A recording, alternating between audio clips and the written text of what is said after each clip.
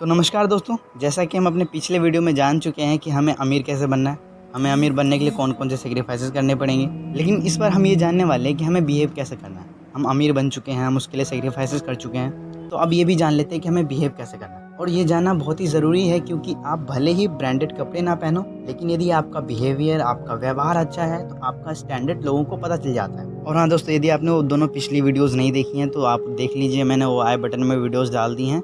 आपके लिए वो दोनों वीडियोस देखना भी बहुत ज़रूरी है। दोस्तों, आप लोग वीडियो को लास्ट तक ज़रूर देखना क्योंकि वीडियो के लास्ट में मैं आपको 4 ऐसे फैक्टर बताने वाला हूँ आपके बिहेवियर का, आपके व्यवहार का, जो कि आपके बिहेवियर का मूल आधार है, आपका बिहेवियर का बेस है। आपकी इम्प्रेसिव बिहेवियर, अट्रैक्टिव बिहेवियर को ये 4 फैक्टर्स बहुत ज़्यादा अफेक्ट करेंगे और आपको बहुत मदद करेंगे। Just you need to implement these factors. So दोस्तों, वीडियो को लास्ट तक ज़रूर देखना। दोस्तों, इसमें सबसे पहला और सबसे इम्पोर्टेंट ये है कि how organized and disorganized you are. दोस्तों, ये अमीर लोगों का सबसे आकर्षक और प्रभावशाली व्यवहार है क्योंकि वो अमीर लोग, वो सक्सेसफुल पीपल्स अपने आप को एनालाइज करते हैं, अपने आप को विजुलाइज करते हैं कि भाई मैं कहाँ पे ऑर्गेनाइज्ड हूँ, कहाँ पे डिसऑर्गेनाइज्ड हूँ। डिसऑर्गेनाइज्ड का मतलब यही है कि आप कहाँ पे, किस किस जगह पे, किस किस टाइम पे आप सिस्टम से काम नहीं कर रहे हो। हर काम को करने के लिए, हर चीज़ को करने के लिए एक सिस्टम होता है। कहाँ पे आप वो सिस्टम फॉलो नहीं कर रहे हो, वो आपको एनालाइज करना है, विजुलाइज करना है आपको। दोस्तों, अमीर लोग हमेशा अपने डेली रूटीन को फॉलो करते हैं। वो अपना काम कभी भी कल पे नहीं छोड़ते। उन्हें जो काम आज करना होता है वो हमेशा ही करते हैं। And guys, sometimes they work according to their priorities. Priorities मतलब यही है कि वो अपना काम प्राथमिकता के अनुसार करते हैं कभी कभी। मतलब कि ये काम आज बहुत ज़रूरी है तो वो काम दूसरे काम साइड में रख देते हैं और इस काम पे ज़्यादा फोकस करते हैं। दोस्तों, यही बात लोगों को अट्रैक्ट करती है उनके तरफ, उनके व्यवहार को अट्रैक्टिव बनाती है, इम्प्रेसिव बनाती है। You just need to follow this. दोस्तों, अगला है how well you speak in public. दोस्तों, ये फैक्टर ना सिर्फ अमीर लोगों के लिए इम्पोर्टेंट है बल्कि आम लोगों के लिए भी इम्पोर्टेंट है। आप अपनी आम जिंदगी में भी ये आपको बहुत काम आएगा। आप कितना ज़्यादा अच्छे से बोल सकते हो लोगों के सामने, ये बहुत ज़रूरी है। और ज़रूरी नहीं है कि कोई बंदा पहले स्टार्टिंग में बहुत अच्छा बोल देता है 100 लोगों के सामने। गलतियाँ होती हैं, बेइज्जती होती है, इंसल्ट होता है, लेकिन हम इंसल्ट से ही सीखते हैं, गलतियों से ही सीखते हैं। दोस्तों, आपने अमीर लोगों को देखा होगा बोलते हुए, तो जब भी वो लोग बोलते हैं तो ऑडियंस के अंदर एक अलग तरीके का जज्बा आ जाता है, जोश आ जाता है, क्योंकि वो अपना एनर्जी ट्रांसफ़र करते हैं। और ये बहुत ज़रूरी एक बहुत फैक्टर है कि आप पब्लिक स्पीकिंग कितना कर लेते हो, ये एनर्जी ट्रांसफ़र आपको आना चाहिए। क्योंकि ये जब अमीर लोग बोलते हैं तो अपना जो पॉजिटिव वाइब, पॉजिटिव स्ट्रिंग्स अपने ऑडियंस के पास भेजते हैं। ये कम्युनिकेशन स्किल में अट्रैक्टिव बनाता है आपके। भले आप बोलते हो कैसा भी, आपके आवाज़ फ़र्क नहीं पड़ता, लेकिन आप अपना पॉजिटिव वाइब, अपना एनर्जी ट्रांसफ़र अपने ऑडियंस के पास कर रहे हो नहीं कर रहे हो, ये बहुत ज़रूरी है। And guys, you have to develop a public speaking skill. दोस्तों, अगला है हाउ पॉपुलर यू आर। मैं ये नहीं कह रहा कि आपको पूरी तरह पॉपुलर होना, लेकिन आपको अपने आसपास के लोगों पर एक पॉजिटिव इमेज बनाना होगा। पॉपुलर का मतलब ही यहाँ पे आपको लोगों के लिए है कि आपको एक पॉजिटिव एंड क्लीन इमेज अपने आसपास के लोगों पे बनाना है। यदि आपने अपने आसपास के लोगों पर पॉजिटिव एंड क्लीन इमेज बना रखा है तो आपको ये positive and clean image popular होने में बहुत ज़्यादा मदद करेगा। और दोस्तों, पॉपुलैरिटी के साथ रिस्पॉन्सिबिलिटी भी आती है। इसका मतलब कि यदि लोगों के पास यदि आपका एक पॉजिटिव एंड क्लीन इमेज है तो आपको प्लीज़ उल जुलूल काम नहीं करना है और इधर उधर के काम नहीं करना है जिससे कि आपको पॉजिटिव एंड क्लीन इमेज खराब हो लोगों के सामने।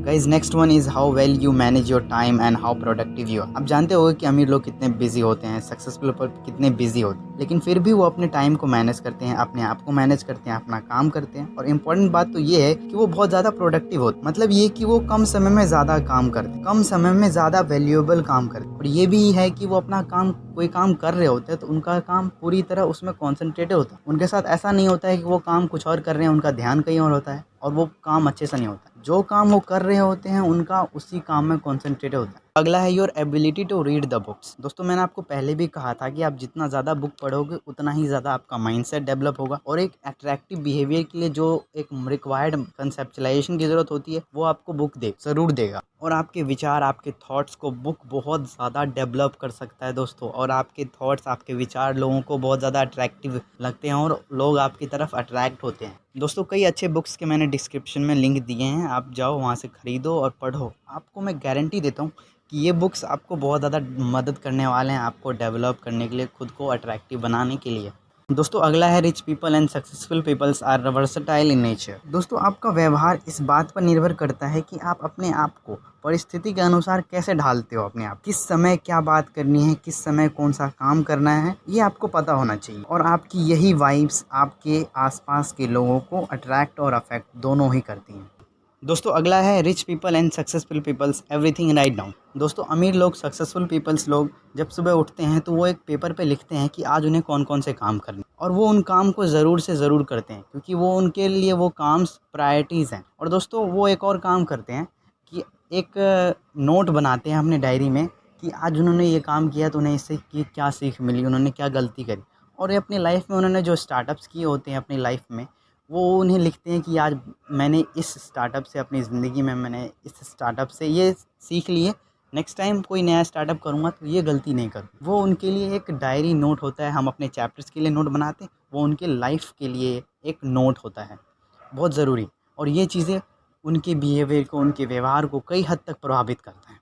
दोस्तों अब बात करते हैं अपने वो 4 फैक्टर्स या फंक्शंस के बारे में, बिहेवियर के 4 फैक्टर या फंक्शन के बारे में, जिसके बारे में मैं आपको बताने वाला हूँ अभी। उसमें सबसे पहला ये है कि आपकी पहुँच कितनी ज़्यादा है अपने पसंदीदा गतिविधियों की तरफ, क्योंकि आपका जो इंटरेस्ट वाला फील्ड है, आपका इंटरेस्टेड फील्ड है, उस फील्ड में आप कितना ज़्यादा जानते हो उस फील्ड के बारे में, आप उस फील्ड से कितना ज़्यादा इंगेज्ड हो, ये बात बहुत ज़रूरी है। बिकॉज़ आप जब अपने मनपसंद की चीज़ें करते हो तो आप उतना ही ज़्यादा खुश रहोगे, एंड जितना ज़्यादा आप खुश रहोगे उतना ही ज़्यादा आपका बिहेवियर अट्रैक्टिव होगा।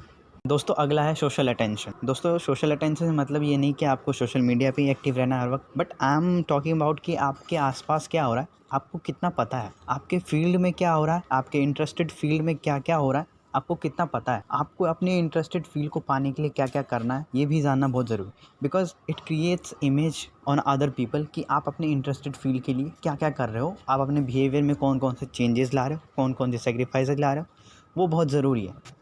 दोस्तों अगला है सेंसरी सेंस। सेंसरी सेंस का मतलब ये है कि आप अपने प्रत्येक सेंसरी सेंस के बारे में कितना ज़्यादा जानते हो, कितना ज़्यादा जागरूक हो, जैसे कि दृष्टि, ध्वनि, स्वाद, गंध, स्पर्श और दर्द आदि। अलग अलग व्यक्तियों में सेंसरी सेंस की जो रिएक्शन टाइम होता है और उनका रिएक्ट करने का लेवल होता है वो अलग अलग होता है, और जो रिएक्शन टाइम होता है अलग अलग व्यक्तियों में रिएक्शन टाइम भी अलग अलग होता है। दोस्तों अगला है avoidance of demands and activities. Demands I mean कि कोई चीज़ आप चाहते हो बट आपको नहीं मिल पाती है, तो आपका बिहेवियर जो है ना, आपका जो मूड होता है पूरा चिड़चिड़ापन सा हो जाता है, and it affects your behaviour. लेकिन मैं आपको कहना चाहता हूँ कि जो आपका डिमांड होना चाहिए आपकी ज़रूरत के अनुसार होना चाहिए। एंड एक्टिविटीज़ मतलब ये है कि आप ऐसा कोई भी काम स्टार्ट मत करो जिसके आप आदी हो जाओ, मतलब कि आप ऐसा कोई भी काम मत करो जिसको करे बिना आपको रहा ना जाए। And try to avoid these things because it affect your behavior. Guys, if you want a attractive behavior then try to avoid these unnecessary demands and activities. और दोस्तों मैं आपको यही कहना चाहता हूँ कि मैंने जो आज की इस वीडियो में जो जो पॉइंट्स बताए हैं, आप अपने लाइफ में इन पॉइंट्स को इम्प्लीमेंट कीजिए। आप अपने अंदर बदलाव ज़रूर महसूस करेंगे, आपको अपने अंदर बदलाव ज़रूर दिखेगा। आपको बस इन्हें लॉयल्टी से इन पॉइंट्स को अपने जीवन में इम्प्लीमेंट करना है, और मुझे बहुत भरोसा है आप पे, आपसे आशा है कि आप ज़रूर इन सारे पॉइंट्स को अपने लाइफ में इम्प्लीमेंट करेंगे। दोस्तों यदि आपने अभी तक हमारे चैनल बिलीव इन नॉलेज को सब्सक्राइब नहीं किया तो सब्सक्राइब कीजिए और बेल आइकन को ज़रूर दबा देना ताकि हमारे चैनल की सारी नई नोटिफिकेशन आपको मिलती रहे। और हाँ, वीडियो को लाइक ज़रूर कर देना। दोस्तों यदि आपने अभी तक मेरे को इंस्टाग्राम पे फॉलो नहीं करा है तो आप मेरे को फॉलो कर लीजिए। बिलीव इन नॉलेज से मेरा इंस्टाग्राम हैंडल है, लिंक आपको डिस्क्रिप्शन में मिल जाएगा।